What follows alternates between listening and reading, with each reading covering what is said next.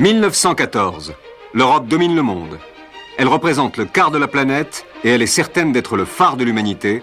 Nulle part on espère vivre aussi vieux ni faire d'aussi beaux enfants.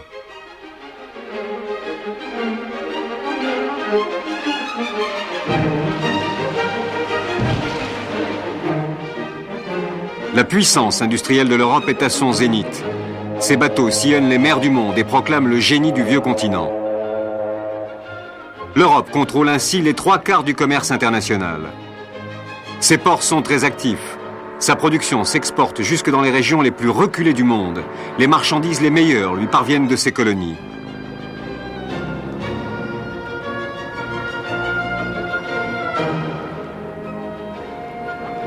Nulle morosité sur l'escalier des grandes bourses européennes. Tout ce que touche la main de l'entrepreneur européen se transforme en or. Et que ce soit à Paris, Vienne ou Berlin, tout proclame cette évidence. L'Europe, partout, est la première.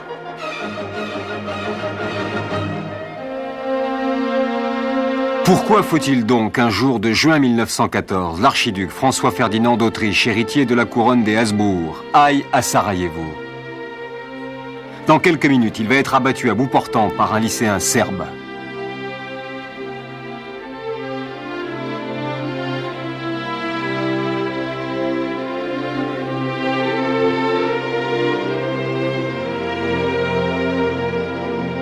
C'est le premier coup de feu de la Première Guerre mondiale qui va éclater un mois plus tard. Un journal écrira « L'assassinat du prince héritier austro-hongrois tombe comme un coup de foudre sur l'Europe ».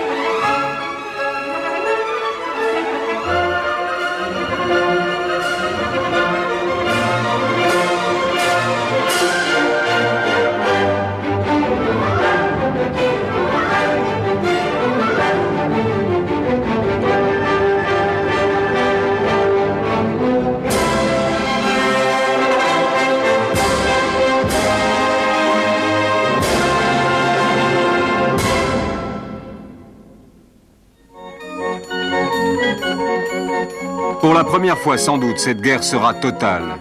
Nul n'y échappe, pas même les enfants.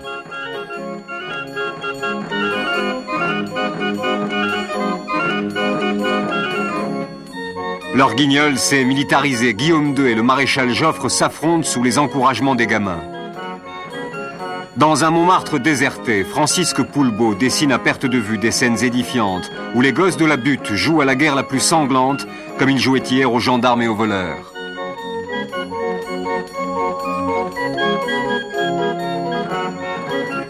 Oui, les enfants sont en guerre, eux aussi, tout comme leurs jouets. Superbes tanks mécaniques écraseurs d'Allemands. Bombe surprise, où l'attrapé est l'empereur d'Allemagne.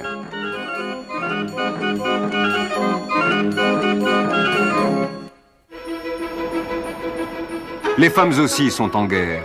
On pourrait dire surtout les femmes. Elles remplacent les hommes qui sont au front. Rien désormais ne leur est interdit. Et d'abord l'usine, où elles participent activement au combat en fabriquant les armes.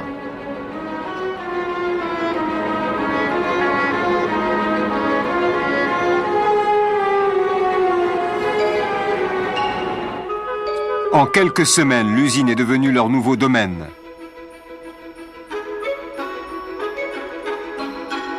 Les femmes sont à la caserne.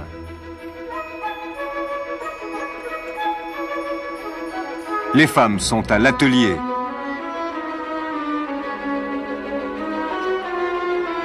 Elles sont aux commandes des tramways.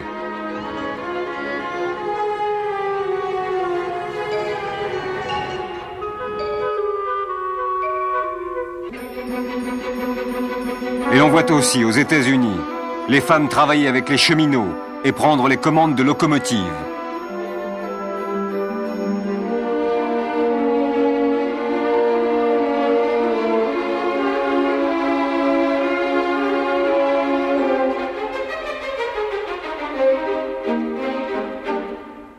Mais l'Europe n'en est pas encore là. Aux femmes reviennent les travaux subalternes des postiers mobilisés. Aux femmes, les travaux des jardins. Aux femmes, les travaux des champs. C'est elles, désormais, qui font vivre le pays.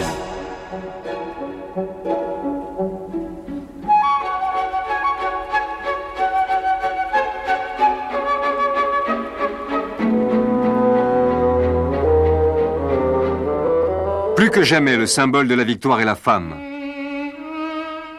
Elle est le symbole de cette Alsace, là-bas, qu'il faut reconquérir.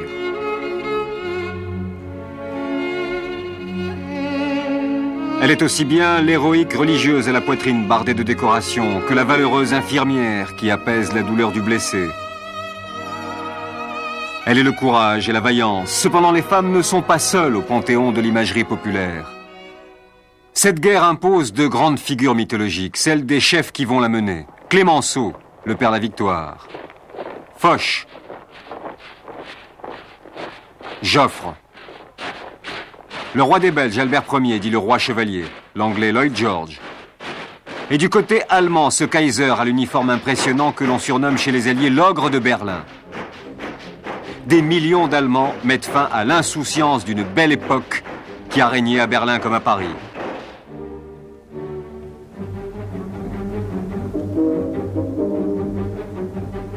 Tombe sur l'Alexanderplatz comme un éternel hiver.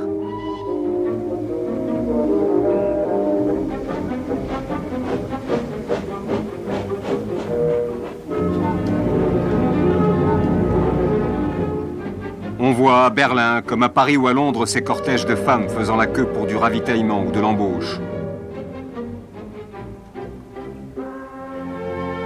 Car comme en France, on a besoin des femmes dans ces usines qui sortent par milliers, ces avions entoilés à la chaîne qui doivent assurer à l'Allemagne la maîtrise des airs. Ici aussi, pourtant, la vie continue. On voit aux courses de Charlottenburg autant de monde qu'en temps de paix. Et comme à la Chambre des députés de Paris, les députés socialistes arrivent au Reichstag pour y voter les crédits nécessaires pour financer la guerre. Car tout est mobilisé pour le front.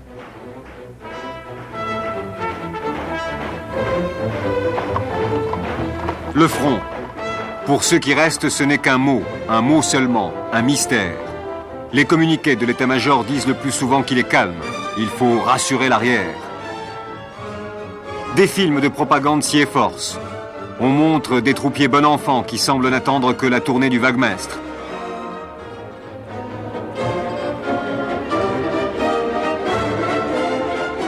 On montre la cérémonie d'ouverture du cher colis qui a été confectionné avec soin dans de paisibles demeures. Les marraines de guerre sont devenues les nouvelles figures de l'âme populaire. Du simple troupier au poète Guillaume Apollinaire, chaque combattant a sa marraine. Elle est le rêve et la raison de vivre de ceux qui pataugent dans la boue des tranchées. Et pour elle, les poilus du front sont aussi ce rêve encore possible d'un amour romantique, une sorte de retour à un Moyen-Âge des sentiments.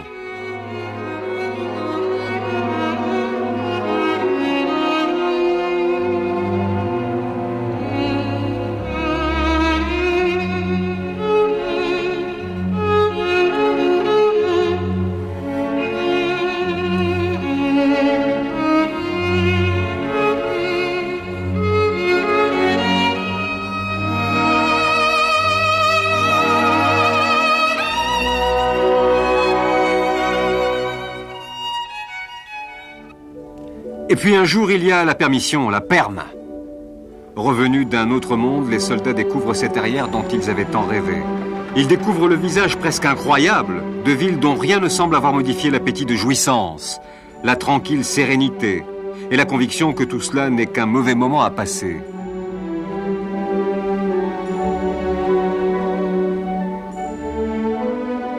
Ils découvrent aussi un monde en mutation, un petit monde où l'élégance n'a pas perdu ses droits et où il est bon d'aller faire ses courses dans un de ces nouveaux tailleurs de Mademoiselle Chanel.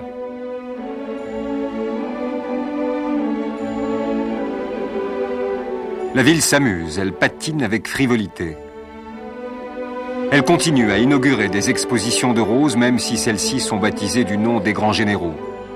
Dans les roseraies où le son du canon se rapproche, Madame Jeanne Lanvin se promène en compagnie de sa dame de compagnie et de sa fille pour nous faire admirer ces nouveaux modèles.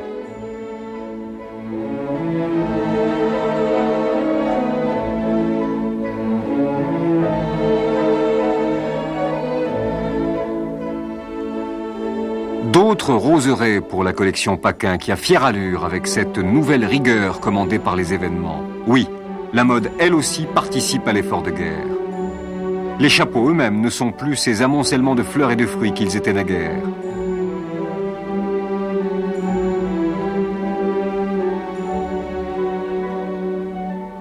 D'ailleurs, un dessin animé nous le montre, ceux du front ne toléreraient aucun excès de fantaisie.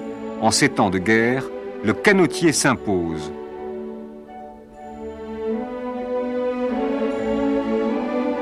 Toutes les femmes l'arboreront désormais. Ainsi, cette élégante qui présente ces autres héros de guerre que sont devenus les chiens. Car on a enrôlé jusqu'aux chiens. Ils sont les précieux auxiliaires de la Croix-Rouge pour le meilleur et pour le pire. Ils sauteront sur les mines avant les hommes. Le public apprend à connaître leurs exploits et leurs noms. On les exhibe partant sur le front comme si cela devait rassurer les familles.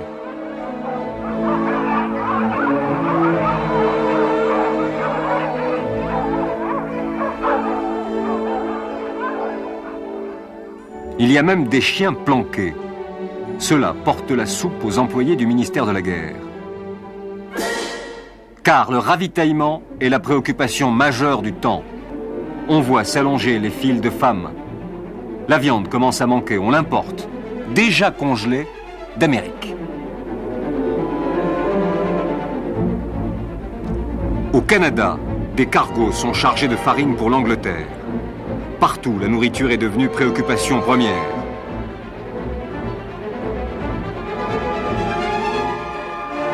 Dans les rues, dans les roulantes de l'armée, dans les distributions gratuites comme ici à Rome.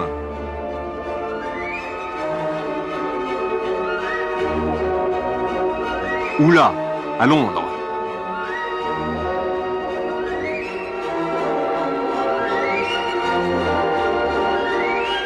À Paris, durant le terrible hiver de 1916, la municipalité fait distribuer du charbon, car cette guerre que l'on croyait n'être que de courte durée se prolonge.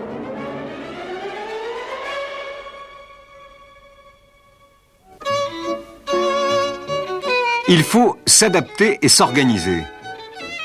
Les Boy Scouts se doivent de donner l'exemple. Ils s'en vont par un matin glacial bêcher des terrains vierges en banlieue pour de futures récoltes. Pas un pouce de terrain ne doit rester vierge. On plante des pommes de terre, des rutabagas ou des haricots. L'église et l'armée viennent inspecter les jardins cultivés par les zouaves eux-mêmes. Tout, absolument tout doit se plier aux exigences du ravitaillement et jusqu'au prestigieux parc de Versailles transformé en potager. Le sucre manque. On instaure la carte de ravitaillement.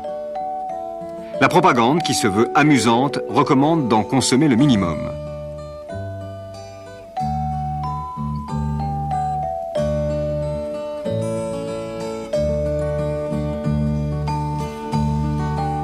Quant au chauffage, tous les moyens sont bons pour l'assurer. Boulettes de papier trempé et séché, compression de poussier.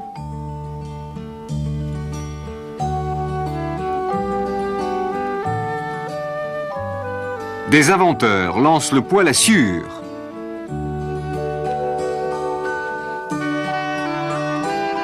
Le soufflet à pétrole.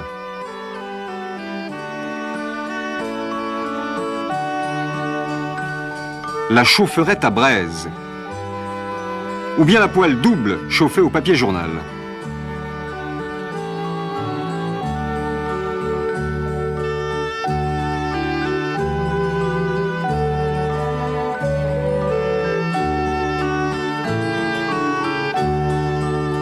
L'importateur de la fameuse marmite norvégienne peut triompher. Grâce à lui et à cette précieuse trouvaille venue du Nord, l'économie d'énergie atteint des records que souligne ce dessin animé.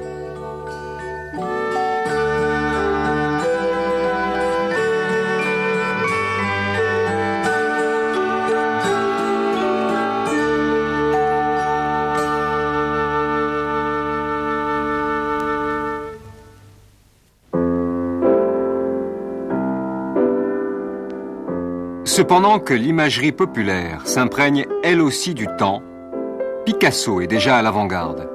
Il peint les décors de parade d'Éric Satie et Jean Cocteau, alors que les ballets russes reprennent Carnaval, où avait triomphé Nijinsky, avec cette fois deux nouveaux danseurs, Stanislas Idzikowski et Lydia Loupakova. Comme le symbole d'une belle époque qui ne reviendra jamais plus, le Moulin Rouge brûle en février 1915. Il ne reste rien de ce lieu de plaisir qui fit rêver le monde entier. Mais les music-halls n'en continuent pas moins de proposer de nouvelles revues.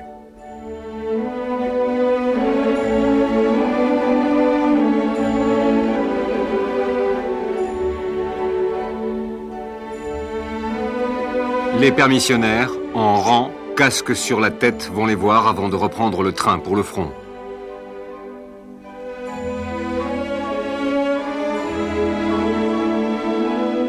Ils repartent, pleurés par leur marraine.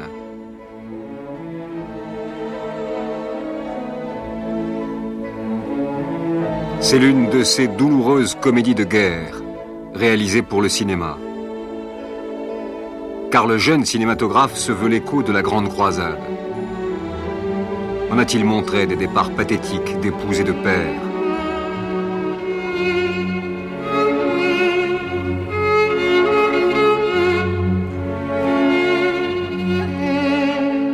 De douces fiancées devenues folles en berçant des poupées en uniforme.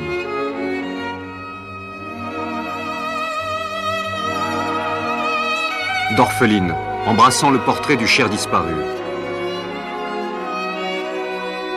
Ou de mères héroïques chantant sous la menace de l'envahisseur. En a-t-il montré des officiers allemands amateurs d'argenterie, séducteurs d'Alsaciennes farouches, ou d'humbles paysannes perdues au cœur de la bataille et sauvant au péril de leur vie l'emblème de la patrie.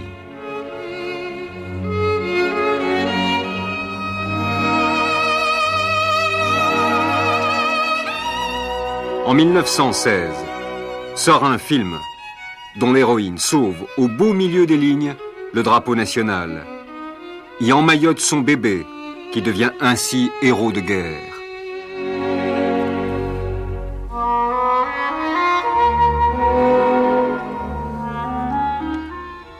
La mode sera ensuite à ces films mystérieux et tragiques, parfois même fantastiques, où des héros vêtus de noir tentent de séduire des femmes pâmées sous l'effet du chloroforme.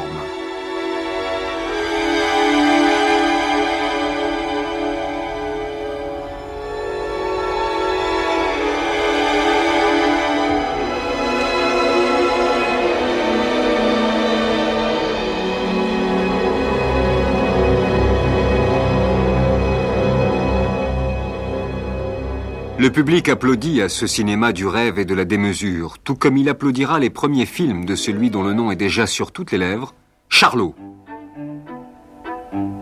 Charlie Chaplin réalise en 1917 l'un de ses chefs-d'œuvre, Charlot Soldat.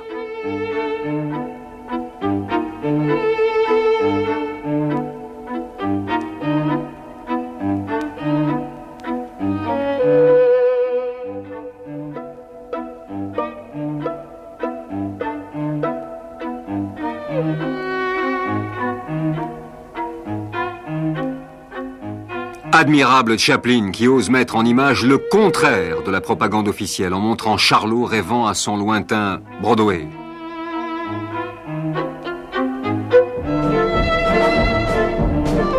Un Broadway qui pourtant s'est mis aussi à battre au rythme de la guerre lointaine. On y projette, et la file des spectateurs montre qu'ils font recette, des films exaltant le sacrifice de la vieille Europe pour la liberté.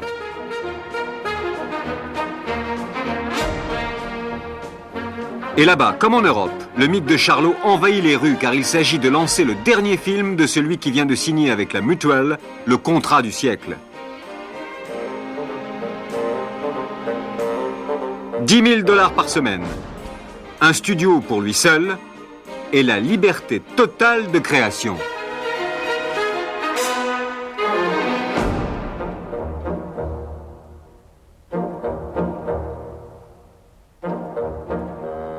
New York, saisi de gigantisme, résonne du bruit de ses encombrements.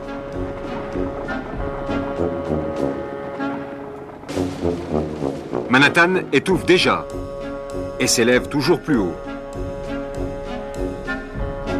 Au sommet de ces gratte-ciels, dans un restaurant élégant, se produit un danseur travesti. Image étonnante d'un pays non moins étonnant. Ici, la mode ignore les lignes dépouillées et les étoffes sombres des couturiers européens. Ici, la fantaisie continue à régner sur l'imagination des créateurs. À peine cette girl a-t-elle soufflé sa bougie que commence la féerie des illuminations. 1000 projecteurs s'allument, illuminant les monuments et les rues. On exhibe le projecteur le plus puissant du monde.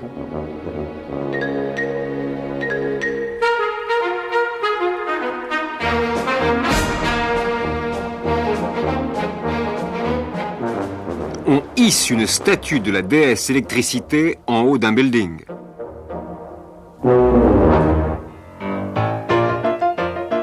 Tout s'électrise. Les brosses à dents, les balais, les cuisinières.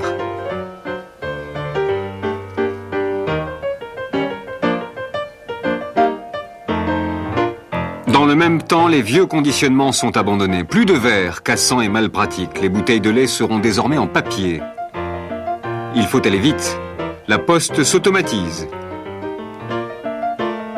Les postiers portent le courrier sur l'ancêtre du scooter. Plus vite encore, cette automobile, une véritable bombe roulante, la plus rapide du monde. Elle s'appelle l'œuf diabolique, 300 km/h. À Détroit, les usines Ford continuent de fabriquer ces fameuses voitures de série, destinées à chaque Américain.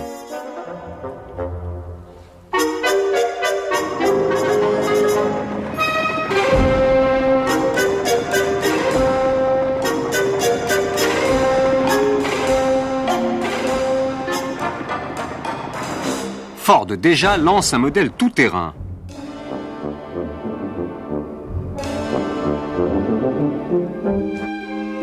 Ou cet autre, transformable pour le pique-nique.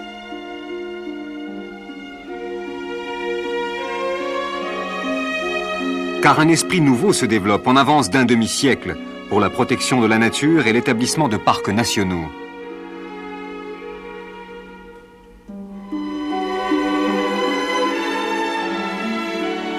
L'écrivain Jack London participe de cet état d'esprit généreux. Mais déjà, l'effort de guerre se dessine. Ce matériel agricole annonce les chars que l'armée expérimente. Malgré des réticences, les États-Unis se préparent à la guerre.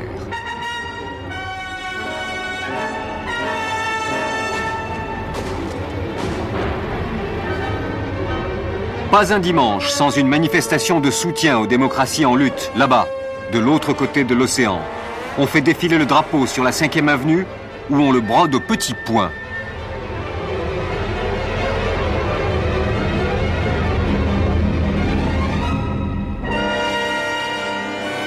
Durant ces années, l'immigration bat tous les records, saluée avec enthousiasme par le jeune maire de New York.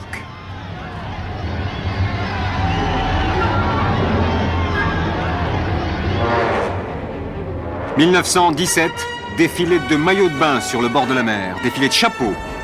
Pendant ce temps-là, les côtes sont équipées de canons.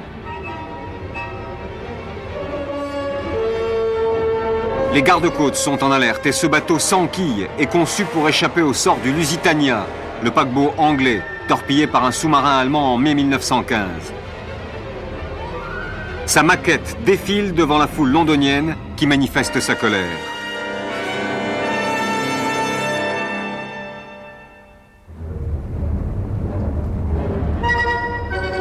L'Allemagne a décrété en février 1917 une guerre totale sur la mer et sous la mer. Ces puissantes unités font peur. On arraisonne tous les bateaux, même les paquebots. On montre à la population les sous-marins capturés jusque dans les eaux de la Tamise. Un dessin animé intitulé « Le cauchemar de Wilson » montre la réponse du président.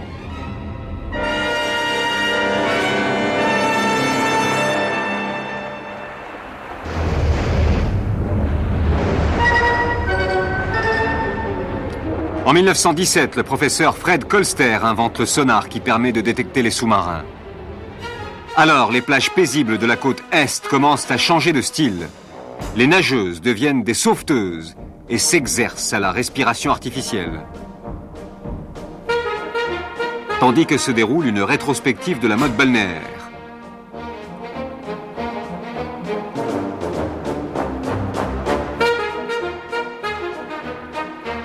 L'heure est à la mobilisation, des cortèges de jeunes étudiantes défilent derrière le drapeau national avant de s'engager comme infirmières sous le drapeau de la Croix-Rouge.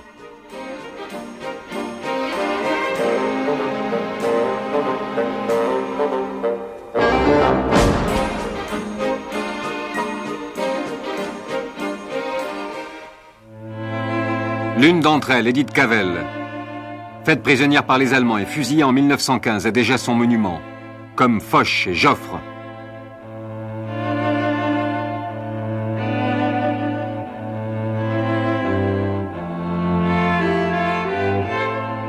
Des artistes en uniforme sont les représentants d'un art officiel qui, dans chaque village, aura son monument aux morts.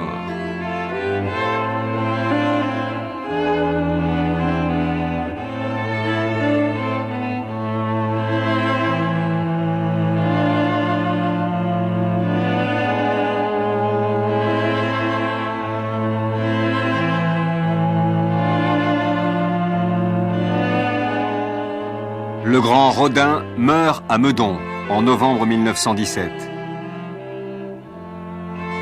Ses funérailles ont lieu devant sa maison. On l'enterre provisoirement sous son œuvre la plus célèbre, Le Penseur.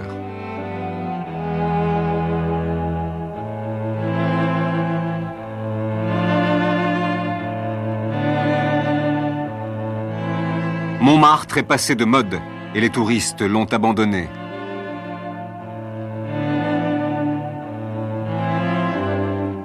L'âne Lolo, célèbre autrefois pour avoir peint un tableau avec sa queue, se repose.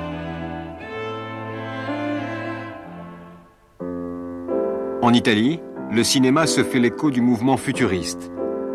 En 1915, dans le film Thaïs, apparaissent pour la première fois à l'écran les formes ondulantes ou anguleuses des adeptes de Marinetti.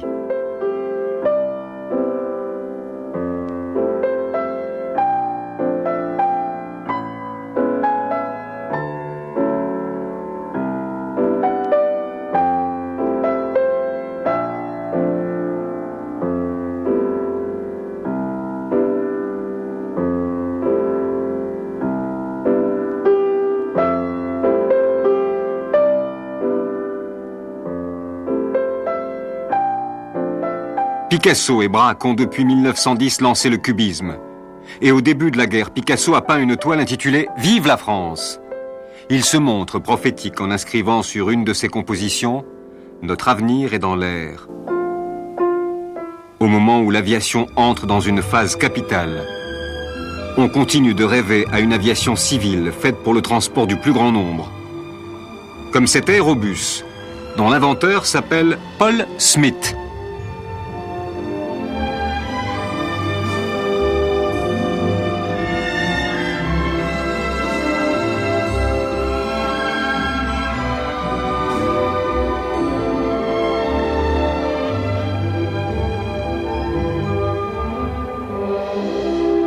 Mais la guerre change tout cela.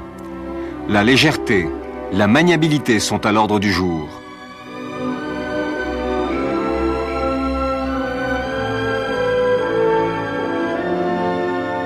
Un pilote, une mitrailleuse qui peut tirer entre les pales de l'hélice. Une nouvelle race de chevaliers née, celle d'audacieux chasseurs, pour qui la guerre est un grand jeu. Le cinéma est présent, là encore. Il permet d'espionner les lignes ennemies ou de filmer les combats. Les escadrilles de chaque côté du front se préparent et décollent.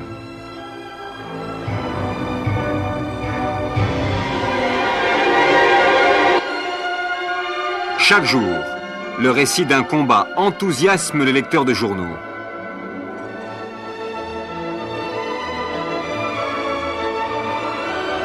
On cite avec vénération les noms de ces héros. Et le premier d'entre eux, Georges Guynemer, héros absolu, disparu en 1917.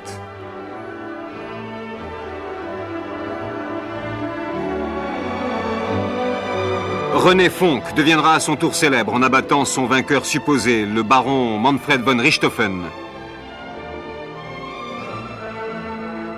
Novembre 1917, on expose l'avion de Guynemer, le vieux Charles, dans la cour des Invalides, à côté des appareils allemands abattus.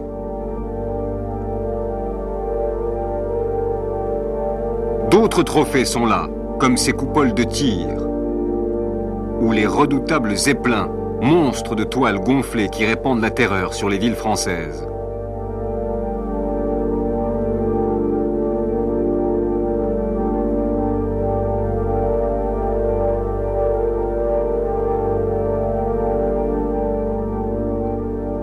On ne se lasse pas de contempler ces cabines d'aéronefs. On y installe même un bureau pour le nouvel emprunt de guerre. La première attaque de Zeppelin sur Paris en mars 1915 cause une énorme surprise. Mais à cette surprise succède la peur lorsque les canons à longue portée entrent en jeu et menacent l'arrière du front. La fameuse grosse Bertha commence à devenir légendaire en terrorisant toute la population.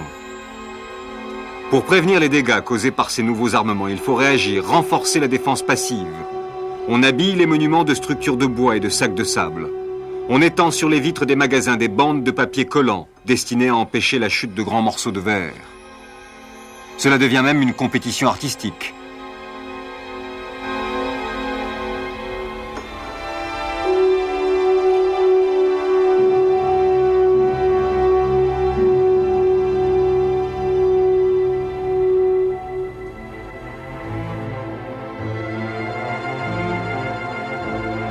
Plus grave est le sort des enfants. Les dispensaires sont animés par les dames de la bonne société. Dès l'alerte de l'attaque aérienne, on réveille les enfants, on les enveloppe de couvertures et on les descend dans les abris. Avec stupéfaction et horreur, ceux de l'arrière découvrent que la guerre n'est pas seulement une affaire réservée aux militaires.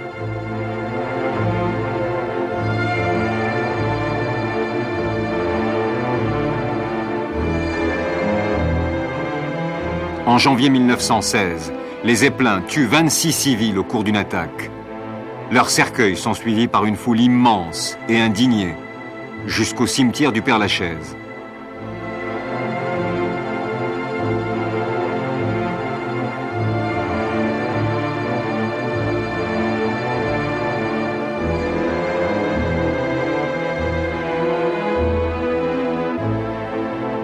On dénonce la barbarie allemande.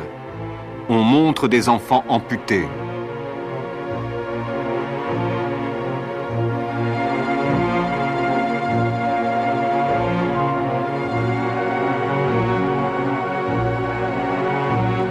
Et l'on décide enfin d'évacuer les enfants qui seront emmenés en train, loin du danger.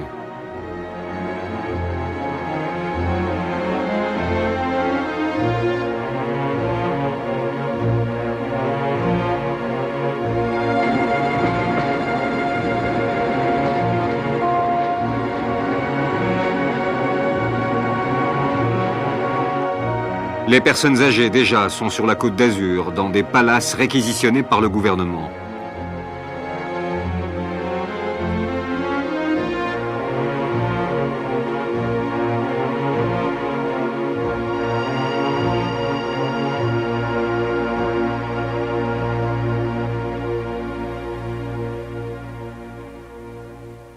C'est grâce à la charité que l'on peut financer ses œuvres. La haute société se consacre à l'organisation d'innombrables galas de charité et de fêtes patriotiques auxquelles participent de grandes divas.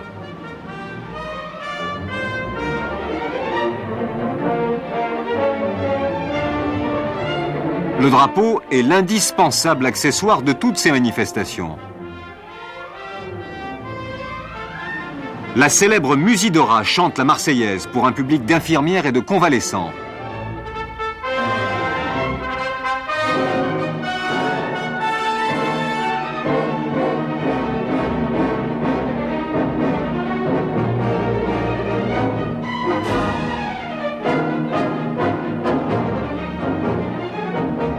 On décide de transporter ces spectacles au front, grâce à des petits théâtres démontables.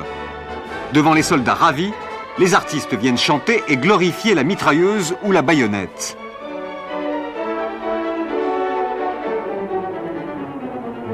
Parmi les Sénégalais qu'on fit venir pour la revue, jour du 14 juillet... La grande star du music-hall, Félix Mayol, qui avait chanté déjà les avantages de l'emprunt de guerre, amuse maintenant les soldats d'outre-mer avec son célèbre Boudou Badabou. Voici le nom, il s'appelait Boudou Badabou. Il jouait de la flûte en acajou. Je n'exagère pas, c'était le plus beau cas de toute la Nouba. Son régiment défilait au son joyeux des flageolets. Le tout en boucle admirait surtout celui de Boudou Badabou.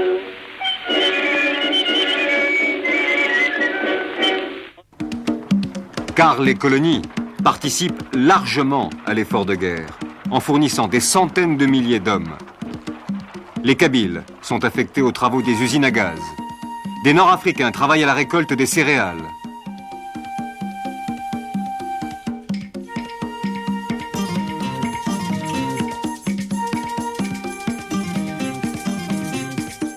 Des couscous d'honneur sont organisés lors des fêtes islamiques.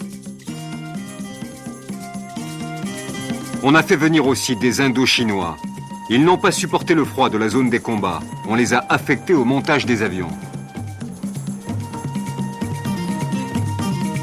Enfin, ces Noirs d'Afrique qui font peur aux Allemands, d'autant que leur méconnaissance des explosifs leur fait plus encore mépriser le danger, indépendamment de leur courage, qui sera d'ailleurs récompensé par des décorations.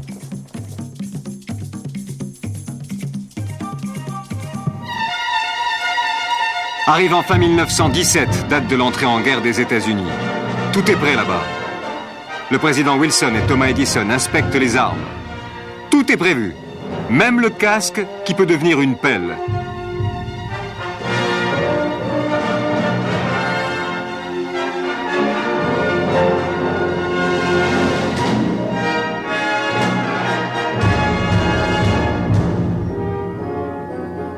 Et les premiers masques à gaz. Les boys encore en civil défilent devant des foules enthousiastes et des femmes s'évanouissent d'émotion.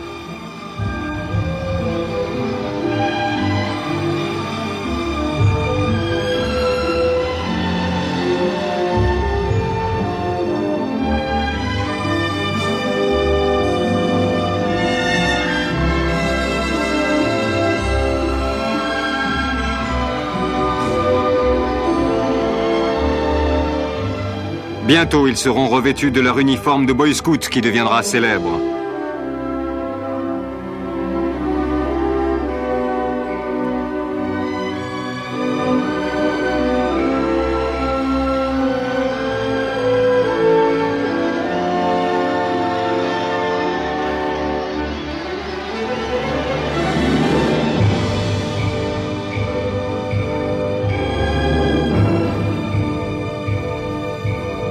Juillet 1917, l'Orléans, chargé de vivres, arrive dans le port de Bordeaux.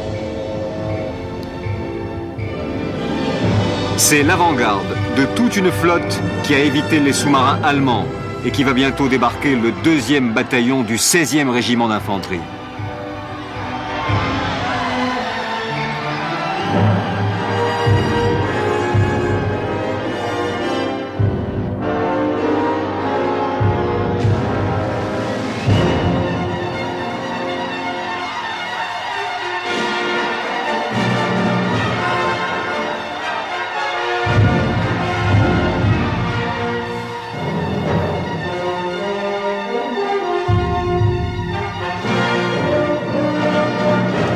À la tête de ses troupes, le général Pershing devient en un instant la figure la plus populaire de la guerre. On fleurit le capitaine Tucker qui a mené l'Orléans jusqu'à Bordeaux sans encombre.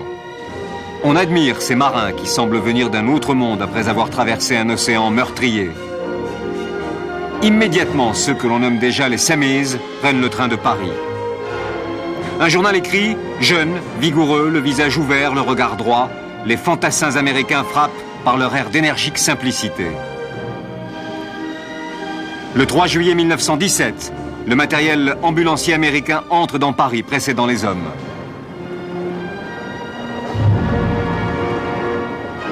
La réplique du premier drapeau de l'indépendance offert par Philadelphie est hissée sur le clocher de l'hôtel de ville. La place de la Concorde est noire de monde pour accueillir Pershing qui descend à l'hôtel Crillon. Chaque parole du général est recueillie avec dévotion.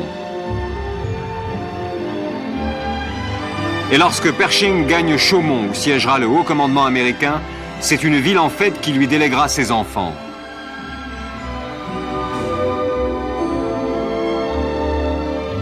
Les Samis s'installent maintenant et s'organisent sur le sol français. On filme le premier cours de lancement de grenades donné par un poilu français.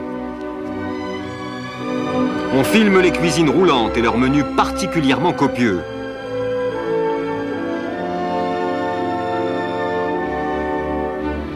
On filme les cours de français.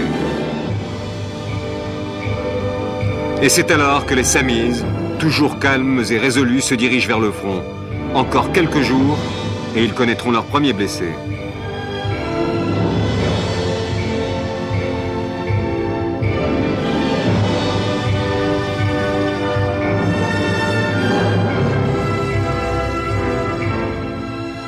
Mais aussi le premier mariage franco-américain qui est célébré.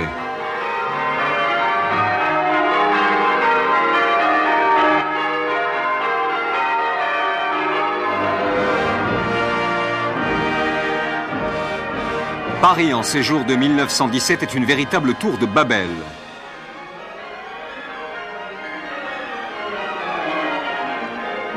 Anglais et Américains côtoient Belges, Serbes, Italiens et Russes.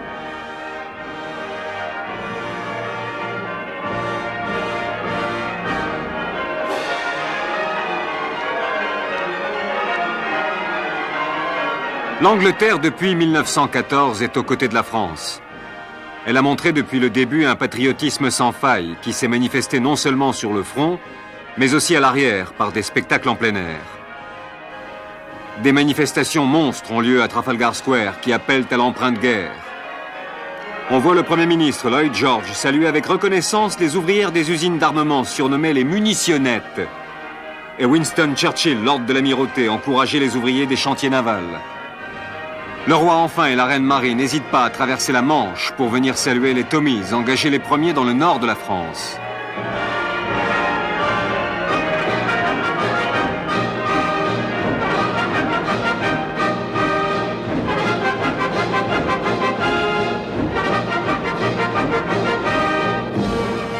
L'Italie, elle, n'est entrée en guerre qu'en mai 1915 avec l'appui de Gabriele D'Annunzio et la participation des légions menées par le petit-fils de Garibaldi, Peppino, lui aussi devenu une figure populaire.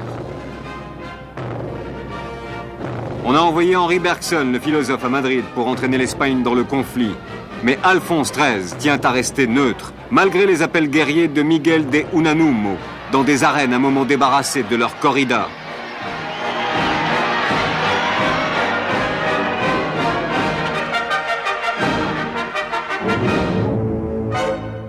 Il y a aussi les Russes. Mais les nouvelles venues de Moscou sont inquiétantes. Le 17 mars 1917, on annonce l'abdication du tsar Nicolas II. Il se retire bientôt et le socialiste Alexandre Kerensky prend le pouvoir pour peu de temps.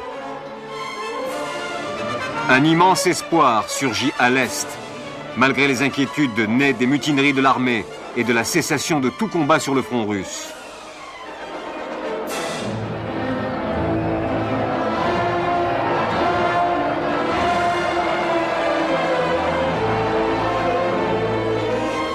On On montre les premières images de cet étonnant événement, l'instauration de la démocratie en Russie et l'organisation des premières élections libres.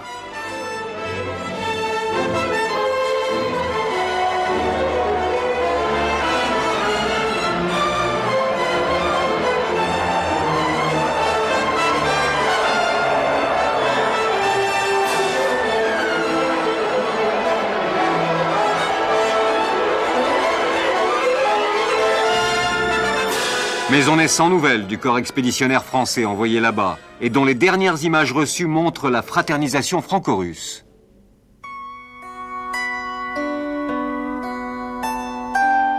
Nul ne sait encore qu'ici, dans cette tranquille ville de Berne, dans cette Suisse miraculeusement à l'abri de la déflagration générale, un petit homme se prépare à bouleverser l'histoire du monde. Un certain Vladimir Ulyanov, dit Lénine. Tandis qu'à Genève s'est retiré Romain Rolland, le pacifiste. Dans une troisième ville de Suisse, à Zurich, un certain Tristan Tzara et ses amis ont lancé au Café Voltaire une idée qui ne va pas tarder à bouleverser la littérature et la culture mondiale. Une idée qui porte pour titre un bredouillis enfantin, Dada. Très loin de l'Europe, au pied du Fujiyama, le Japon, sous l'influence de son empereur Meiji, est entré dans l'ère moderne et commence à vivre à l'occidental.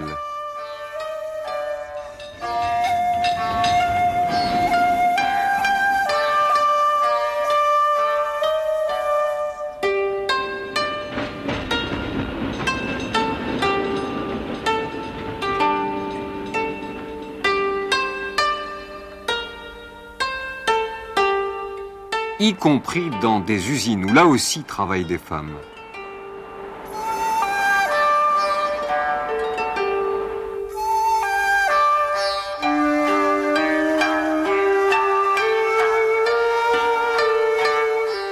Et puis, il y a les pôles. Ces pôles dont la découverte a passionné le début du siècle et qui continuent de fasciner quelques hommes pour qui les terres inexplorées constituent la grande aventure.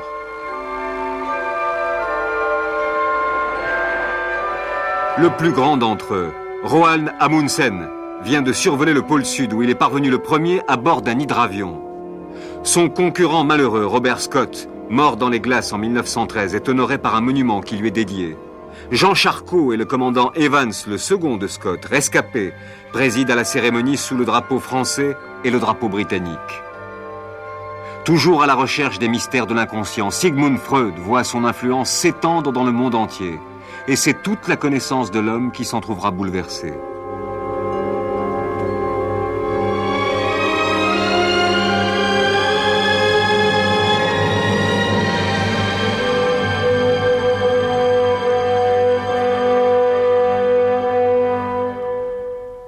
Pour l'heure, triomphent les sentiments simples, comme la générosité qui se manifeste par des souscriptions aux emprunts de guerre, ou bien le patriotisme, symbolisé par des cocardes confectionnées par des couturières.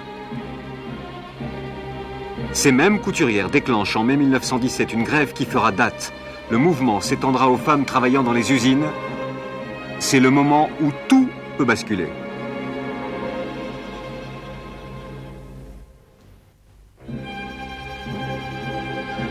C'est le moment où les grandes affaires de trahison surgissent, comme celle de Mata Hari.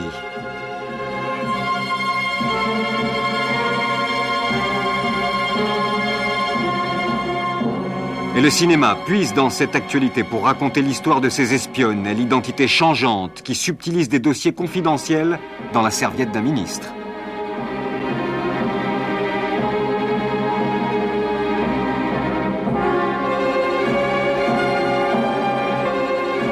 À l'automne de 1917, on arrête des hommes soupçonnés de vouloir la paix avec l'Allemagne. Les jusqu'au-boutistes, eux, défilent dans la rue et réclament des têtes.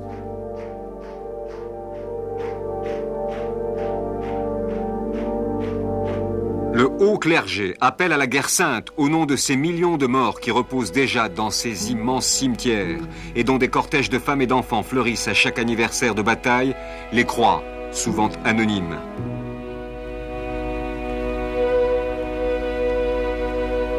Parfois, un drapeau est planté et le théâtre reprend ses scènes, toujours au nom du patriotisme. Les tombes des soldats étrangers ne sont pas oubliées. Un général français s'incline, en pleine campagne, devant la tombe du fils de l'ancien président des États-Unis, Theodore Roosevelt.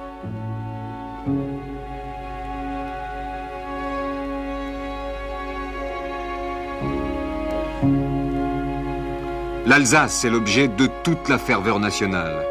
Et la tombe de Paul Déroulède, qui prêchait la revanche, est ornée d'un poteau frontière allemand.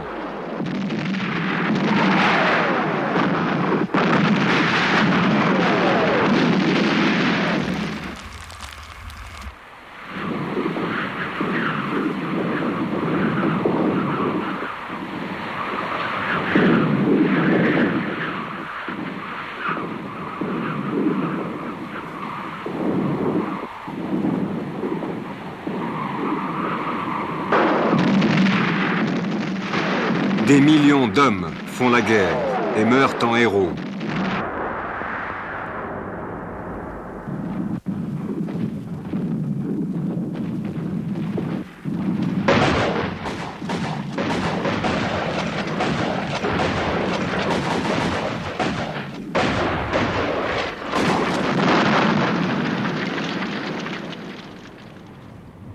Des régions entières se transforment en paysages d'apocalypse.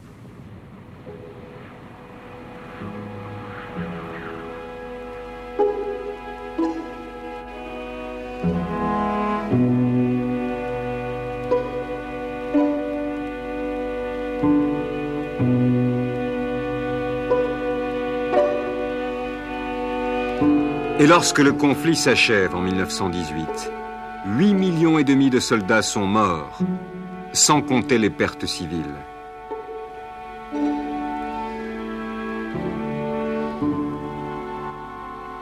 Parmi les survivants, des centaines de milliers de blessés, de gazés, de mutilés.